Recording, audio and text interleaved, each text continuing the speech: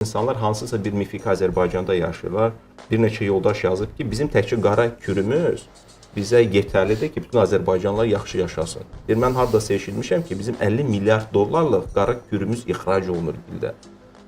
Mən deyirəm, yoldaşlar, 50 milyard dollar bilirsiniz nə deməkdir ümumiyyətlə? Mən deyirəm, bilirsinizmi 2011-ci ildən bəri Xəzər dənizindən qara kürünün istehsalı qadağan olundu bütün dünyada. 2011-ci ildən yoxdur Xəzər dənizinin qara kürüsü. Mağazalarda nə satılırsa, onların yarısı Çindən gəlir.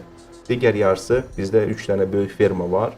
Fermada böyüdülən nərə balığı kürüsü odur. Və onların illik hal-hazırda istehsal gücü 4 tondur. Onu 1000 dollar vursa, Azərbaycan potensialı indi 4 milyon dollardır ildə.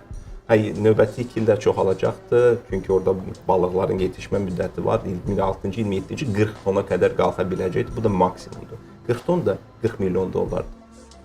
O da hamısı xarici investisiyalar hesabına heç Xəzərdən çıxmayandır. Xəzərin ümumiyyətlə balığı yoxdur. Əgər okeanda biz balıqlara baxsaq, 950 min dənə növ balıq var. Xəzərdə 10-15 dənə növ balıq var cəmi.